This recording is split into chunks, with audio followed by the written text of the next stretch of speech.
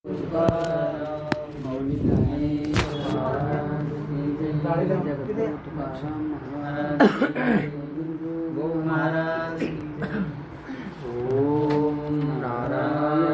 पद्मभवं वसिष्ठं शक्तिं च तत्पुत्रपराशरं च व्यासं शुकं गौडपदं महान्तं गोविन्दयोगीन्द्रमथाशिष्यं श्रीशङ्कराचार्यमथास्य पद्मपादं च हस्तामलकं च शिष्यं तं त्रोटकं वार्तिककारमन्या अस्मद्गुरुन् सन्ततमानतोऽस्मि श्रुते स्मृते पुराणानामालयं करुणालयं नमामि भगवत्पादं शङ्करं लोकशङ्करं शङ्करं शङ्कराचार्यं केशवं बादरायणं सूत्रभाष्यकृतौ वन्दे भगवन्तौ पुनः पुनः ईश्वरो गुरुरात्मेति मूर्तिभेदविभागिने व्योमवद्व्याप्तदेहाय दक्षिणामूर्तये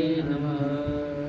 अस्ति भाति प्रियसिन्धुमे नामरूपजञ्जान् ललितात्मस्वरूपं जपै तत्कालविहार।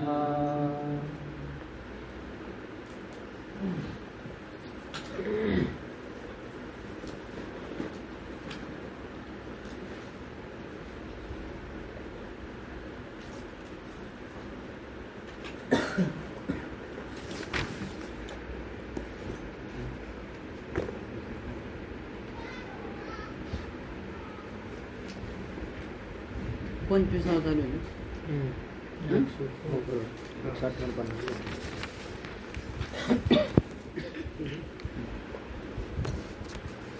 थोडासा अनुवाद करतो मागचा. सिद्धांत मतामध्ये अभाव भ्रमामध्ये अर्थात सोपाधिक भ्रमामध्ये अधिष्ठान आणि आरोप्य या दोघांशी इंद्रियाचा संबंध असल्यामुळे तिथे अन्यथा ख्याती सिद्धांत मतामध्ये मानलेले आहे.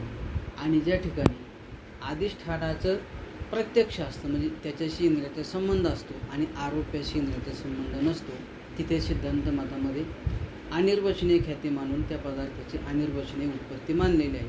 पण जिथे अधिष्ठान आणि आरोप्य या दोघांशी इंद्रियाचा संबंध असेल तिथे अनिर्वचनीय पदार्थाची उत्पत्ती मानलेली आहे. अन्यथा ख्याती मानून त्याची संगती सांगितलेली आहे. उदाहरण सांगत असताना रज्जूवरती ज्यावेळेस सर्पाचा अध्यास होतो त्या ठिकाणी अधिष्ठान रज्जूची संबंध इंद्रियाचा आहे पण सर्पाशी नाही. मग सर्पाची त्या ठिकाणी अनिर्वचनीय उत्पत्ती मानून संगती सांगितलेली आहे. पण जपाकुसुमाच्या दृष्टांतामध्ये स्फटिक आणि जपाकुसुम म्हणजे जास्वंदीचं फूल या दोन्ही ठिकाणी अधिष्ठान आहे स्फटिक आणि आरोप्य आहे जपाकुसुमाची ती रक्तता.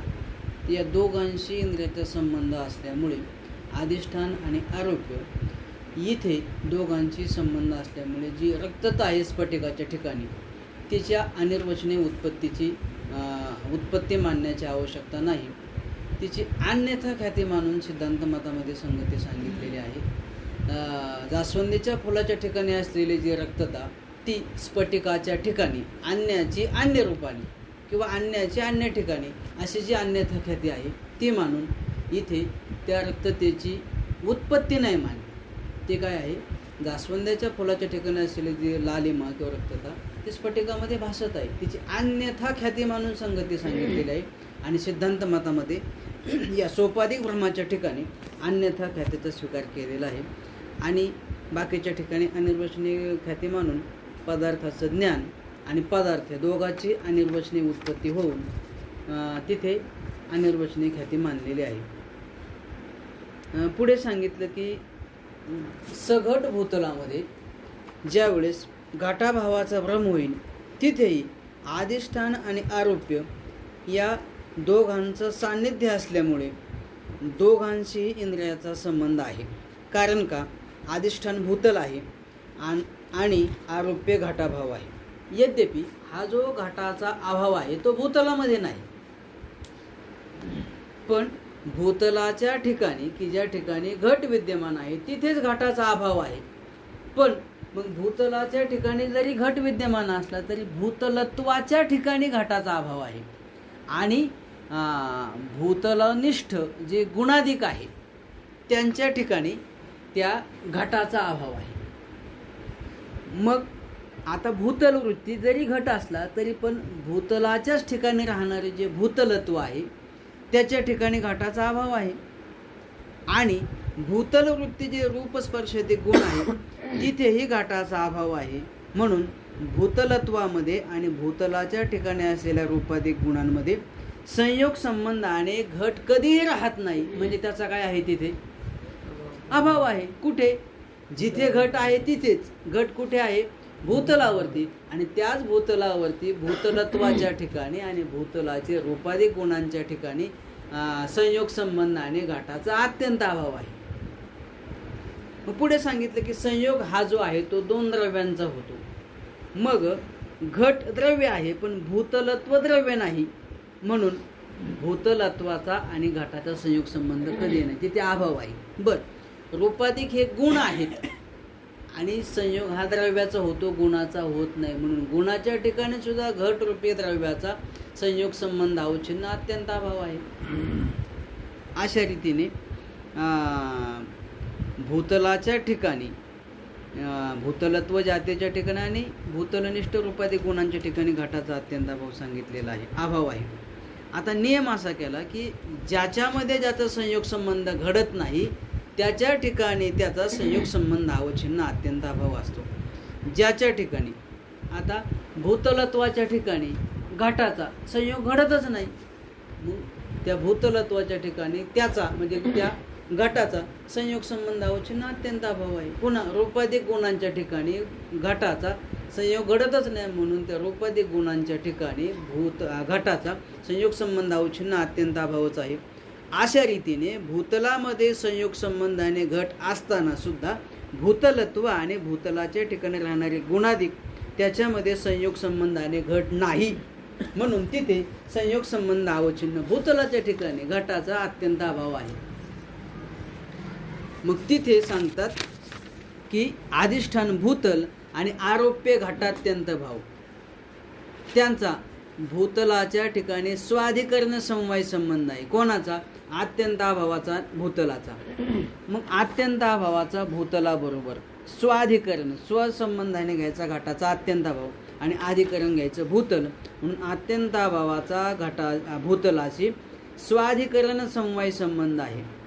आणि भूतलाचे जे रूपाधिक गुण आहे त्यांचा भूतलामध्ये समवाय संबंध आहे, गुणगुण्याचा समवाय संबंध असतो. आणि म्हणून भूतलाचा घटात्यंत भावाशी स्वसमवेत वृत्तित्व संबंध आहे. स्व म्हणजे भूतल आणि त्याच्यामध्ये समवेत म्हणजे समवाय संबंधाने राहणारे भूतलत्व जाती आणि गुण त्यांच्यामध्ये राहणारे वृत्तित्व म्हणजे आधेयता संबंधाने अत्यंत भाव राहतो. अशा रीतीने अधिष्ठान आणि आरोप्य यांचा संबंध आहे आणि म्हणजे सन्निधान आहे. परस्पर संबंधाला सन्निधान म्हटलेलं आहे. आणि दोघांशी इंद्रियाचा सन्निधान म्हणजे संबंध असल्यामुळे तिथे अनिर्वचनीय उत्पत्ती मानून संगती लागत नाही. त्या ठिकाणी अन्यथा ख्याती मानलेली आहे. असं ती कशी मानलेली आहे तर सांगतात या ठिकाणी म्हणजे भूतल वृत्ती जिथे घट आहे त्या भूतलावरतीच त्या घटाभावाची अनिर्वचनीय उत्पत्ती नाही सांगितलेली, या ठिकाणी अन्यथा ख्याती सांगितलेली आहे. प्रातिभाषिक अभावाची उत्पत्ती निष्प्रयोजन आहे.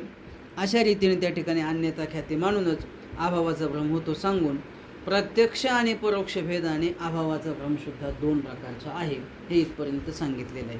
आता पुढचा थोडासा विचार करू आपण. प्रत्यक्ष वाचतो थोडंसं खाली पहा. प्रत्यक्ष तिथे असा आडवा कॉमा द्यायचा. परोक्ष यथार्थ आणि भ्रम रूप अभाव प्रमा की इंद्रिय और अनुपलंबादी सामग्री का कथन. म्हणजे प्रत्यक्ष आणि परोक्ष यथार्थ आणि भ्रम अशा रूपाचा जो अभाव आहे त्या अभाव प्रमेची सामग्री जी आहे ती सांगत असताना इंद्रिय आणि अनुपलंबादी सामग्रीचं या ठिकाणी कथन केलेलं आहे. अभावाचं जे ज्ञान होतं तर त्याच्यामध्ये जे काही बारकावे आहेत तर ते बारकावे सगळ्या अँगलने या ठिकाणी सांगितलेले आहेत. एखाद्या पदार्थाचं आपल्याला जेव्हा ज्ञान होत नाही आणि ज्यावेळेस ज्ञान होतं मग दोन्ही पद्धतीने विचार या ठिकाणी केलेला आहे. की मग सामान्यपणे जर आपण विचार केला, आता त्याचा विचार पुढे येणारच आहे की रूप विषयाचं ज्ञान होत असताना त्या ठिकाणी चक्षुरेंद्रिय आहे आणि रूपाधिक विषय आहे. पण त्याला सहकारी जी सामुग्री आहे त्याचाही या ठिकाणी विचार केलेला आहे की जो विषय आहे तो विषय त्याच्याशी सहकारी कारण आहे आलोक म्हणजे प्रकाश. मग त्याच्यामध्ये पुन्हा प्रश्न केलेला आहे, त्या प्रकाशाचं साह्य तुम्हाला इंद्रियाच्या ठिकाणी पाहिजे का विषयाच्या ठिकाणी पाहिजे. म्हणजे त्याच्यामध्ये पुन्हा दोन विकल्प केलेत. मनुष्य उजाडात आहे आणि वस्तू अंधारामध्ये आहे, तिचं प्रत्यक्ष होईल का. म्हणजे इंद्रियाच्या ठिकाणी आलोकाचं सहकार्य आहे पण विषयाच्या ठिकाणी नाही. तसं नाही, विषयाच्या ठिकाणी आलोकाचा संयोग पाहिजे, इंद्रियाच्या ठिकाणी नसला तरी चालतो. मनुष्य अंधारात असला आणि वस्तू उजाडत असली की तिचं ज्ञान होतं. बरं, त्याच्यामध्ये पुन्हा आणखी विकल्प केला, ती वस्तू की ज्या ठिकाणी इंद्रियाचा संबंध आहे त्या ठिकाणी प्रकाशाचा संयोग पाहिजे का त्याच्या विरुद्ध बाजूला पाहिजे. आता आपण इथे बसलोय आणि पाठीमागून उजेड सोडला, पुढून दिसेल का आपल्याला. ज्या ठिकाणी आपल्या नेत्रेंद्रियाचा संयोग संबंध त्या वस्तूशी आहे त्याच बाजूने काय पाहिजे, प्रकाशाचं सहकार्य पाहिजे, तरच तुम्हाला त्याचं काय होईल, प्रत्यक्ष होईल. नाही तर प्रकाशाचं साह्य बाजूने दिले म्हणतो ना, अरे तिकडे काय उजेड दाखवतो, इकडे दाखव ना. म्हणजे ह्या सगळ्या गोष्टीचा बारकाईने विचार केलेला आहे. मग ते सांगतात की प्रत्यक्ष आणि परोक्ष यथार्थ आणि भ्रमरूप जे अभावाची प्रमा आहे त्याच्यामध्ये इंद्रियाचं सहकार्य सुद्धा आहे. आणि अनुपलंभादे जी सामुग्री आहे, अनुपलंब म्हणजे काय तर न दिसणं किंवा त्याची उपलब्धी न होणं, अप्रतीती होणं, हे सुद्धा त्या ठिकाणी सहकार्य ते आवश्यकता आहे, सहकारी कारण आहे. याविषयीचा थोडक्यात बारकाईने विचार.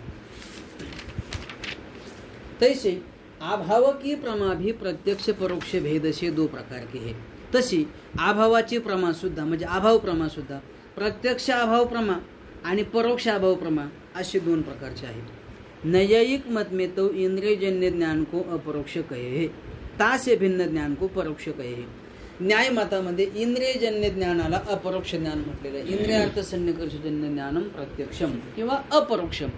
इंद्रिय आणि विषयाच्या संयोगातून उत्पन्न होणाऱ्या ज्ञानाला अपरोक्ष ज्ञान असं म्हणतात, प्रत्यक्ष ज्ञान म्हणतात. आणि तासे भिन्न म्हणजे इंद्रिय आणि विषयाच्या संबंधा वाचून भिन्न जे ज्ञान आहे त्याला परोक्ष ज्ञान म्हणतात. और अभाव से भी इंद्रिय का विशेषणता अथवा स्वसंबद्ध करायचे, तिथे स्वसंबद्ध विशेषणता संबंध जहा होवे तहा अभाव की प्रत्यक्ष प्रमा और परोक्ष प्रमा कहिये है. न्याय मतामध्ये असं सांगितलेलं आहे, येन इंद्रियेन या व्यक्ती गृह्यते तद्गता जाती तद अभावश्च तेन एव इंद्रियेन गृह्यते. ज्या इंद्रियाच्या द्वारे ज्या विषयाचं प्रत्यक्ष होतं तन्निष्ठ जाती त्याच्या अभावाचं सुद्धा त्याच इंद्रियाने काय होतं, प्रत्यक्ष होतं. म्हणून सांगतात अभाव से भी इंद्रिय का विशेषणता अथवा स्वसंबद्ध विशेषणता संबंध जहा होवे तहा अभाव की प्रत्यक्ष प्रमा और परोक्ष प्रमा कहिये है. अभावाचं सुद्धा इंद्रियाच्या द्वारे विशेषणता संबंध सांगितलेला आहे किंवा स्वसंबद्ध विशेषणता म्हणजे स्व या ठिकाणी घ्यायचं इंद्रिय, त्याच्याची संबद्ध म्हणजे संयोगादी संबंधाने युक्त, संबंधाने युक्त त्याला म्हणतात संबद्ध. मग त्या संबंधाने युक्त विशेषणता संबंधाने अभावाचं इंद्रियाच्या द्वारे काय होतं, ज्ञान होतं. तर हा अभाव की प्रत्यक्ष प्रमा आहे, त्या ठिकाणी अभावाचं प्रत्यक्ष ज्ञान होतं. और परोक्ष प्रमा आहे, इंद्रियाचा संबंध नसेल तर काय होईल, परोक्ष होईल, आणि असेल तर काय होईल, प्रत्यक्ष.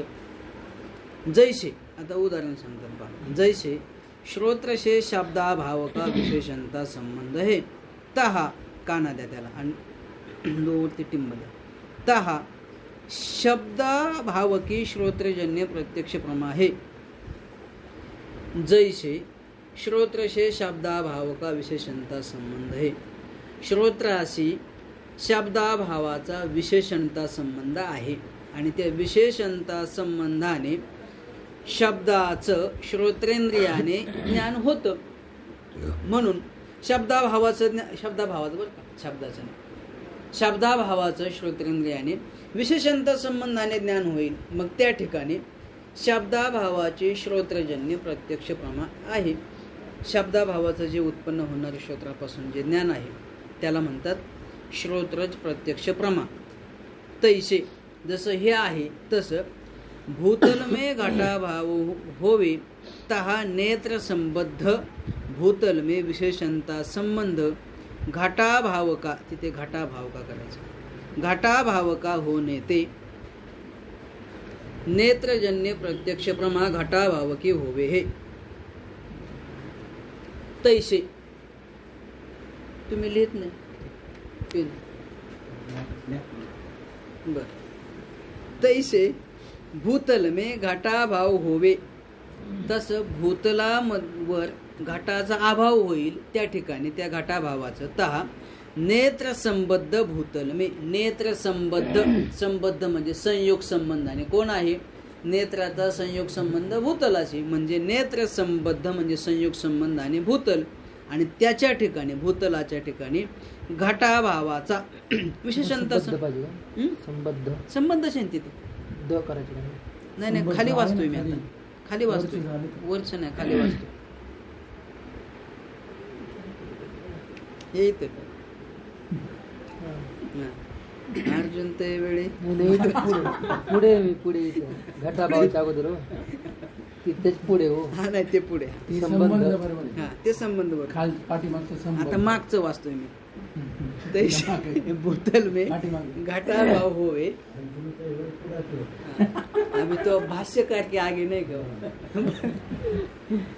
तैसे भूतल में घटाभाव होवे, तसा भूतलामध्ये घटाचा अभाव असेल तहा त्या ठिकाणी नेत्र संबद्ध भूतल मी, नेत्राशी संयोग, नेत्राचा संयोग संबंधाने जे भूतल आहे त्याच्याशी संयोग संबंधाने युक्त संबद्ध भूतलामध्ये घटाभावाचा विशेषणता संबंध आहे. विशेषणता संबंध घटाभाव का होणे ते, घटाभाव का विशेषणता संबंध होणे से, असं घटाभावाचा विशेषणता संबंध असल्यामुळे नेत्रजन्य प्रत्यक्ष प्रमा घटाभाव की होवे हे. नेत्रजन्य म्हणजे नेत्रापासून उत्पन्न होणारी जी प्रत्यक्ष प्रमा आहे ती घटाभावाची होते, म्हणजे घटाभावाचं प्रत्यक्ष ज्ञान होतं नेत्रेंद्रियाला. परंतु आता बघा बरं का, पुढे सांगतात परंतु पुरुष शून्य भूतल में जहा स्थानु में, तिथं आहे का मी तुमच्यात? हा. परंतु पुरुष शून्य भूतल में जहा स्थानु में पुरुष ब्रह्म होवे है तहा पुरुषाभाव है और पुरुषा भावते नेत्र का स्वसंबद्ध विशेषणता संबंध भी है, तथापि पुरुषाभाव का प्रत्यक्ष होवे नहीं. याते अभाव के प्रत्यक्ष में इंद्रिय करण है, प्रतियोगी का अनुपलम्भ सहकारी है. जहाँ स्थानु में पुरुष ब्रह्म होवे तहा प्रतियोगी का अनुपलम्भ नहीं है, किंतु पुरुष रूप प्रतियोगी का उपलम्भ कहिए ज्ञान है. आता भूतलाच्या ठिकाणी घटाभावाचं प्रत्यक्ष ज्ञान होत असताना तिथे आपल्याला नेत्रजन्य प्रत्यक्ष प्रमा घटाभावाची होते, पण ज्या वेळेस आपल्याला स्थानूच्या ठिकाणी पुरुषाचा भ्रम होईल तिथे सांगतात तिथे प्रत्यक्ष प्रमा नाही होणार अभावाची, पुरुषाभावाचं प्रत्यक्ष प्रमा होत नाही नेत्राच्या द्वारे. का होत नाही तर त्याचं स्पष्टीकरण या ठिकाणी करतात. परंतु पुरुष शून्य भूतल में जहा स्थाणु में पुरुष ब्रह्म होवे हे, ज्या भूतलावरती पुरुष नाही पण ज्या ठिकाणी स्थाणू आहे म्हणजे झाडाचं वटलेलं खोड आहे त्या भूतलावरती आणि त्या स्थाणूवरती पुरुष ब्रह्म होतो. हा भूतलाचा विषय नाही, आता कोणाचा विषय? त्या स्थाणूवरती पुरुषाचा ज्यावेळेस भ्रम होईल म्हणजे पुरुष नसताना सुद्धा इथे पुरुष आहे असा ज्यावेळेस भ्रम होईल तहा पुरुषाभाव हे, तिथे पुरुषाचा अभाव आहे. और पुरुषाभावते नेत्र का स्वसंबद्ध विशेषणता संबंध भी है, आणि त्या पुरुषाभावाशी नेत्राचा स्वसंबद्ध, स्व म्हणजे नेत्र आणि संबद्ध म्हणजे संयोग संबंधाने युक्त विशेषणता संबंध त्या ठिकाणी आहे. कोणाशी? पुरुषाभावाशी. जरी असला तरी पण तथापि पुरुषाभाव का नेत्र इंद्रियशे प्रत्यक्ष होवे नाही, तरी नेत्रेंद्रियाने पुरुषाभावाचं प्रत्यक्ष होत नाही. का होत नाही ते सांगतात. याते अभाव के प्रत्यक्ष में इंद्रिय करण है, केवळ अभावाच्या प्रत्यक्षामध्ये इंद्रिय करण आहे, म्हणजे त्या ज्ञानाचं जरी साधन असलं तरी पण केवळ इंद्रिय असेल तरच अभावाचं ज्ञान होतं असं नाही. त्याला काही सहकारी कारणाची आवश्यकता आहे. जरी करण आहे पण जे सहकारी आहे ते नाहीत ना. मग सांगतात प्रतियोगी का अनुपलंब सहकारी हे. तिथे इंद्रिय आहे पण सहकारी जे करण आहे कोण? प्रतियोगीचा अनुपलंब. प्रतियोगी म्हणजे काय? ज्याचा अभाव सांगायचा तो त्याचा काय असतो? प्रतियोगी. मग स्थाणूच्या ठिकाणी अभाव कोणाचा सांगायचा आहे? पुरुषाचा. मग त्या पुरुषाभावाचा प्रतियोगी कोण? पुरुष. मग तो जो प्रतियोगी आहे त्याचा अनुपलंब सहकारी आहे. पुरुषाभावाचं प्रत्यक्ष ज्ञान होण्यामध्ये इंद्रियकरण आहे पण त्याला सहकारी कोण पाहिजे? प्रतियोगीचा अनुपलंब पाहिजे. अनुपलंब म्हणजे काय? न दिसणं, प्रतीला न येणं किंवा त्या ठिकाणी त्याची अप्रतीती होणं, त्याची अनुपलब्धी असणं हे त्या ठिकाणी अभाव ज्ञानाला सहकारी आहे. इंद्रिय तर आहेच पण सहकारी कोणाचं पाहिजे? प्रतियोगी का अनुपलंब सहकारी हे. आता बघा असं जरी असलं तरी पण सांगतात ज्या स्थाणु में पुरुष भ्रम होवे तहा प्रतियोगी का अनुपलंब नहीं है किंतु पुरुष रूप प्रतियोगी का उपलंब कहिए ज्ञान है. मग ज्या ठिकाणी ज्या स्थाणु में पुरुष का भ्रम होवे, स्थाणूच्या ठिकाणी पुरुषाचा भ्रम होतो तहा त्या ठिकाणी म्हणजे स्थाणूच्या ठिकाणी प्रतियोगी का अनुपलंब नाही. प्रतियोगी आहे पुरुष आणि त्याचा अनुपलंब म्हणजे काय? ज्ञान नाही का त्याच्या ठिकाणी? आहे ना. मग इथे बारकावा सांगतात की ते जे ज्ञान आहे ते भ्रमरूप असो किंवा प्रमारूप असो ते त्या ठिकाणी नसायला पाहिजे. त्या ठिकाणी काय पाहिजे? ते नसायला पाहिजे. पण इथे आहे ना. पुरुषाचं अभावात्मक तरी ज्ञान आहेच ना, भ्रमात्मक तरी ज्ञान आहेच ना. ते असल्यामुळे म्हणजे प्रतियोगीचा अनुपलंब नाही उपलंब आहे. अभावात्मक जे ज्ञान आहे तो तिथे विद्यमान असल्यामुळे त्याचं प्रत्यक्ष ज्ञान होत नाही. सहकारी कारण पाहिजे ना, ते त्या ठिकाणी नाही. प्रतियोगी का अनुपलंब नाही किंतु पुरुष रूप प्रतियोगी का उपलंब कहिए ज्ञान हे. तिथे प्रतियोगीचा अनुपलंब पाहिजे म्हणजे त्याचं ज्ञान नसायला पाहिजे किंवा त्याची प्रतीती येता कामा नाही, त्याची अनुपलब्धी असायला पाहिजे किंवा त्याची अप्रतीती पाहिजे. मग तिथे काय आहे? प्रत्यक्ष. किंतु पुरुष रूप प्रतियोगी का उपलंब हे. तिथे पुरुषरूप जो प्रतियोगी आहे त्याचं ज्ञानच आहे. अभावात्मक भ्रमात्मक त्याचं ज्ञानच आहे ना. उपलंब कहिए ज्ञान आहे. मग ते ज्ञान भ्रमरूप असो किंवा प्रमारूप असो ते विद्यमान असल्यामुळे तिथे स्थाणूमध्ये पुरुषाचा भ्रम होत असताना सुद्धा त्या पुरुष भ्रमाचं प्रत्यक्ष होत नाही कारण सहकारी कारण नाही. आता हा दृष्टांत समजण्यासाठी त्यांनी मोठे एक दृष्टांत दिलेला आहे. मग याचं स्पष्टीकरण पुढच्या पानावर करतील की हा दृष्टांत आहे ना याला अनुकूलता सांगण्यासाठी ते आणखी त्यांनी दृष्टांत दिला आणि तो एकदम सोपा आहे. आता आपण जे चिंतन केलं ते जैसे घटाधिक द्रव्य के चाक्षुष प्रत्यक्ष में नेत्रकरण है. घटाधिक द्रव्याचं चाक्षुष प्रत्यक्ष होण्यासाठी नेत्रेंद्रिय करण आहे. आपण बाह्य पदार्थ नैसर्गिक ते जे पाहतो त्याच्या त्या थोडक्यामध्ये या ठिकाणी सांगितलेले आहे. और अंधकार में घट का चाक्षुष प्रत्यक्ष होवे नाही. इथे स्पष्ट अंधकारामध्ये घटाचा चाक्षुष प्रत्यक्ष होत नाही. या ते नेत्रजन्य चाक्षुष प्रत्यक्ष में आलोक संयोग सहकारी आहे. यावरून नेत्रजन्य चाक्षुष प्रत्यक्ष होण्यासाठी घटाचं त्या ठिकाणी जसं इंद्रियकरण आहे तसं त्याला आलोक संयोग हे सहकारी आहे. आलोक म्हणजे प्रकाशाचं सहकार्य पाहिजे, संयोग त्या ठिकाणी पाहिजे. या ते अंधकारस्थ घट होवे तहा नेत्र इंद्रिय और नेत्र इंद्रिय का घट से संयोग भी है तथापि घट का आलोक से संयोग रूप सहकारी नहीं. या ते अंधकारस्थ घट का चाक्षुष प्रत्यक्ष होवे नाही.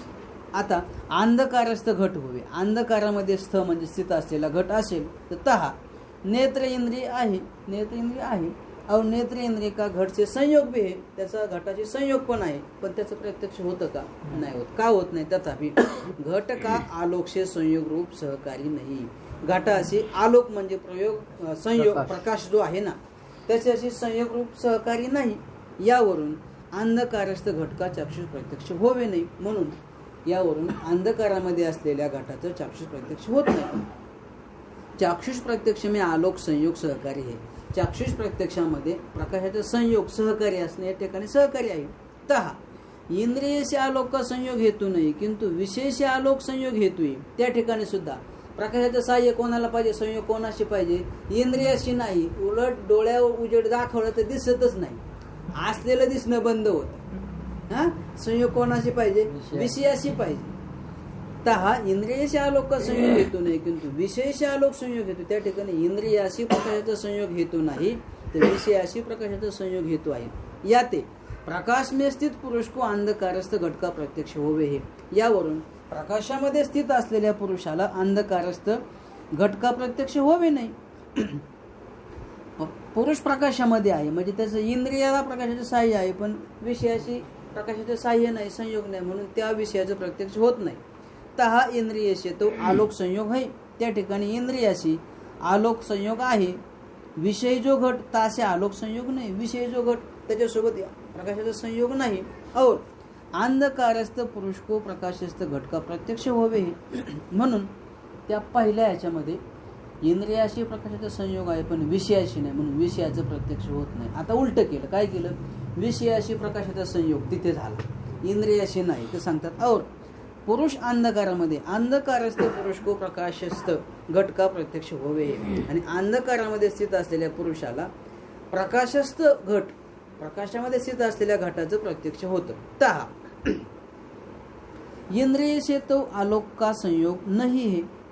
त्या ठिकाणी सुद्धा इंद्रियाशी तर प्रकाशाचा संयोग नाही किंतु विषय ते आलोक संयोग आहे, विषयाशी प्रकाशाचा संयोग आहे. याते विषय से करा और खोडायचा.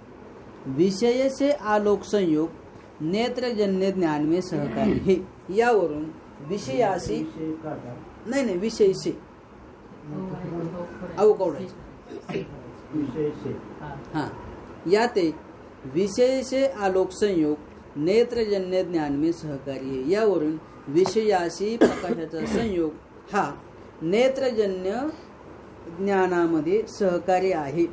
तथापि घटके करा, घटके पूर्व देश में आलोक संयोग होवे, पश्चिम देश में नेत्र का संयोग होवे, तर हा घट का चाक्षुष प्रत्यक्ष होवे नाही. आता उलट केलं, काय केलं, तथापि घटके पूर्व देश में आलोक संयोग. आता विषयाशी प्रकाशाचा संयोग केला पण कुठल्या बाजूने केला, पूर्व बाजूने केला, आणि हा पाहतोय कुठल्या बाजूने, पश्चिम बाजूने, त्याचा होईल का प्रत्यक्ष, नाही.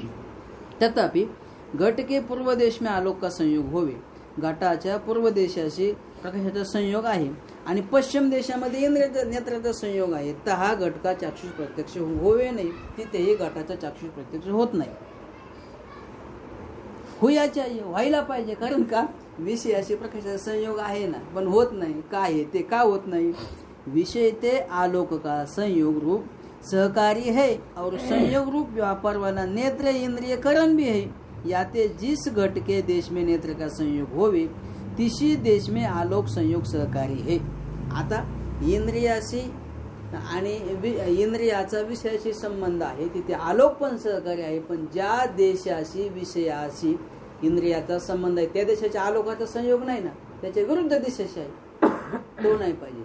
ज्या ठिकाणी इंद्रियाचा विषयाशी ज्या देशामध्ये संबंध आहे त्याच देशामध्ये प्रकाशाचा संयोग पाहिजे, विरुद्ध देशाला असून चालत नाही. विषय ते आलोक का संयोग रूप सहकारी है. विषयाशी प्रकाश रूप जो संयोग रूप जो सहकारी आहे तो तर आहे. संयोग रूप व्यापार वाला नेत्र इंद्रिय करण भी आहे, संयोग रूप व्यापार वाला इंद्रिय करण सुद्धा आहे. याते जिस घट के देश में नेत्र का संयोग होवे, यावरून ज्या घटाच्या देशामध्ये नेत्रेंद्रियाचा संयोग होईल तीच देश में आलोक संयोग सहकारी, त्याच देशामध्ये प्रकाशाचा संयोग हा सहकारी आहे, विरुद्ध देशामध्ये असल्यावर चालणार नाही. यह मानना चाहिए, हे मानायलाच पाहिजे. विषयाशी प्रकाशाचा संयोग पाहिजे, पण कुठे पाहिजे, जिथे इंद्रियाचा ज्या देशामध्ये संबंध आहे त्याच देशामध्ये प्रकाशाचा संयोग पाहिजे, अन्य विरुद्ध देशाला चालणार नाही. आता पुढे सांगतात आलोक. आलोक म्हणजे काय, तर दीप सूर्यादिकन की करा तिथे पुढे, दीप सूर्यादिकन की प्रभा को आलोक कहिए है. दिवा आणि सूर्यादिकांची जी काही प्रभा आहे तिला आलोक म्हणतात, प्रकाश किरणांना. जैसे द्रव्य के चाक्षुष प्रत्यक्ष में आलोक संयोग सहकारी है, तैसे अभाव के प्रत्यक्ष में इंद्रियकरण है और प्रतियोगी का अनुपलंब सहकारी है. आता पहिल्या मुद्द्यावर आलं बघा, स्थान पुरुष तिथे आहे ना, ते समजण्यासाठी हा दृष्टांत दिला होता. जैसे द्रव्य के चाक्षुष प्रत्यक्ष में आलोक संयोग सहकारी, जसं द्रव्याच्या चाक्षुष प्रत्यक्षामध्ये प्रकाशाचा संयोग हा सहकारी आहे, तैसे अभाव के प्रत्यक्ष में इंद्रिय करण आहे, तसं अभावाच्या प्रत्यक्षामध्ये इंद्रिय करण आहे. और प्रतियोगी का अनुपलंब सहकारी आहे. प्रतियोगीचं ज्ञान नसणं, ज्ञानाचा अभाव हे त्या ठिकाणी काय आहे, सहकारी कारण आहे. यावरून स्थाणु में पुरुष भ्रम होवे तहा पुरुषाभाव का प्रत्यक्ष होवे नाही. यावरून स्थाणूमध्ये पुरुषाचा भ्रम होतो तेव्हा त्या ठिकाणी पुरुषाभावाचं प्रत्यक्ष होत नाही. का होत नाही तर त्या ठिकाणी सांगतात पुरुषाचे भ्रमरूप का व्हायना त्या ठिकाणी ज्ञान आहेच ना. तिथे ज्ञान नकोय आम्हाला, भ्रमात्मकही नको आणि भ्रमात्मकही नकोय, पण भ्रमात्मक ज्ञान तर आहे ना, म्हणून सहकारी कारण नाही. आता आपण किती वेगवेगळ्या पद्धतीने पाहिलं, सहकारी सगळ्याच बाजूने पाहिजे, तसं या ठिकाणी सहकारी त्या ठिकाणी नसल्यामुळे, सहकारी कारणाचा अभाव असल्यामुळे तिथे स्थाणूमध्ये पुरुषाचा जो प्रत्यक्ष भ्रम होतो त्याचं प्रत्यक्ष होत नाही. तैसे जहा भूतल में घट नहीं होवे और घटके करा सदृश अन्य पदार्थ धर्या होवे, तामे घट भ्रम होए जावे, ता भूतल में घटा भाव है और घटा भाव से इंद्रिय का स्वसंबद्ध विशेषणता संबंध भी है. का है ते घट का तो भ्रम होया है और घट है नहीं किंतु घटा भाव है, ता का भूतल में विशेषणता संबंध है. तिस भूतल में तिस भूतल से इंद्रिय का संयोग है. याते इंद्रिय संबद्ध कहिए इंद्रिय से संबंध वाले भूतल में अभाव का विशेष नहीं, संबद्ध वाले भूतल में अभाव का विशेषणता संबंध है. याते संबंध रूप व्यापार वाला इंद्रिय करण तो है, प्रतियोगी का अनुपलम्ब सहकारी नहीं. काय येते ज्ञान को उपलम्ब कहे है, सो ज्ञान भ्रम होवे अथवा प्रमा होवे या में विशेष नहीं. जहा घट का भ्रम होवे तहा घटा भाव का प्रतियोगी जो घट ताका अनुपलम्ब नहीं किंतु भ्रमरूप उपलम्ब कहिए ज्ञान है. इस रीति से अभाव के प्रत्यक्ष में इंद्रिय करण है और प्रतियोगी का अनुपलम्ब सहकारी है.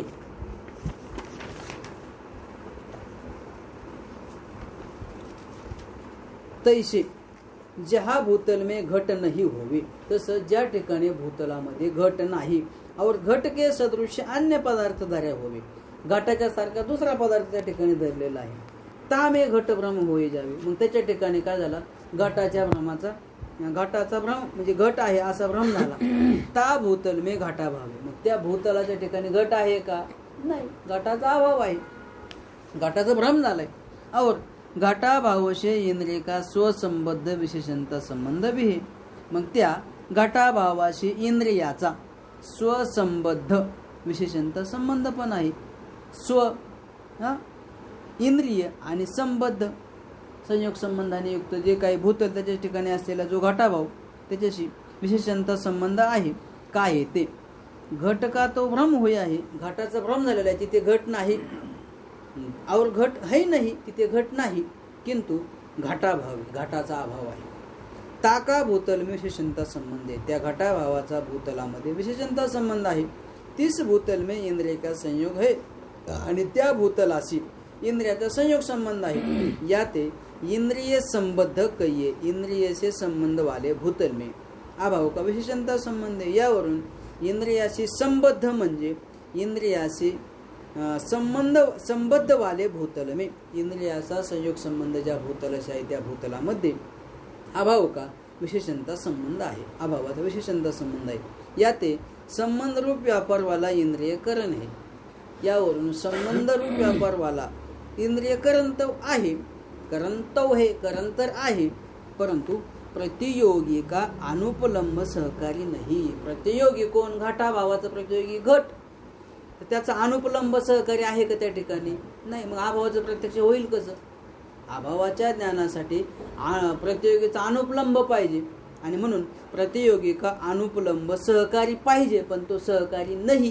काय ते कारण की ज्ञान को उपलम्ब कहिए, ज्ञानाला उपलम्ब म्हणतात आणि ज्ञानाचा अभाव याला अनुपलम्ब म्हणतात. आणि अनुपलम्ब सहकारी आहे, पण इथे कोण आहे, उपलम्बच आहे. याते ज्ञान को उपलंब कहिये सो ज्ञान भ्रम होवे अथवा प्रम होवे. ते ज्ञान मग भ्रमात्मक असेल किंवा प्रमात्मक असेल यामे विशेष नाही. याच्यामध्ये आमचं विशेष असं काय आग्रह नाही की हे भ्रमात्मकता असो प्रमात्मक नसो. कुठलंही ज्ञान असेल ना त्याला उपलंब म्हणतात. तो नकोय तिथे अनुपलंब पण. ज्या घटका भ्रम होवे मग ज्या ठिकाणी घाटात म्हणजे भूतलामध्ये घाटाचा भ्रम घटाभावाचा भ्रम होईल म्हणजे घाट नाही असा भ्रम होईल ना. घट का भ्रम होवे हे उलटे गाव का थोडंसं. घटाचा भ्रम होईल म्हणजे घाटात तिथे घट नाही भूतलामध्ये घट नाही पण काय झाला घटाचा भ्रम झाला की इथे घट आहे दुसरीच वस्तू आहे पण हा काय म्हटला घट आहे असा. ज्या घट का भ्रम होवे जिथे घटाचा भ्रम होईल तहा घटा भाव का प्रतियोगी जो घट ताका अनुपलंब नाही. मग तिथे घटा भावाचा प्रतियोगी कोण घट त्याचा अनुपलंब नाही तर कोण आहे उपलंब हे ज्ञानच आहे. किंतु भ्रमरूप उपलंब कहिये ज्ञान हे भ्रमरूप उपलंब म्हणजे ज्ञानच आहे. इस रीति से अभाव के प्रत्यक्ष में इंद्रिय करण है और प्रतियोगी का अनुपलंब सहकारी है. अशा रीतीने अभाव प्रत्यक्षामध्ये इंद्रिय करण आहे साधन आहे आणि त्याला सहकारी कोण आहे प्रतियोगीचा अनुपलंब सहकारी आहे. स्थाणूमध्ये पुरुषाभावाचं ज्यावेळेस ज्ञान होतं तिथे प्रत्यक्ष होत नाही. कारण का पुरुषाच्या अभावाचं ज्ञान आहे ना. जे सहकारी आहे अनुपलंब प्रतियोगिता तो त्या ठिकाणी नसल्यामुळे ते ज्ञान प्रत्यक्ष नाही. केवळ प्रतियोगी आता याच्याविषयीचा जो वेगळा विचार आहे तो थोडा विस्ताराने आहे. याचा विचार आपण उद्या करू. पुंडलिक वरदारी विठ्ठल श्री ज्ञानदेव तुकाराम ज्ञानेश्वर महाराज की जय. जोग महाराज की जय.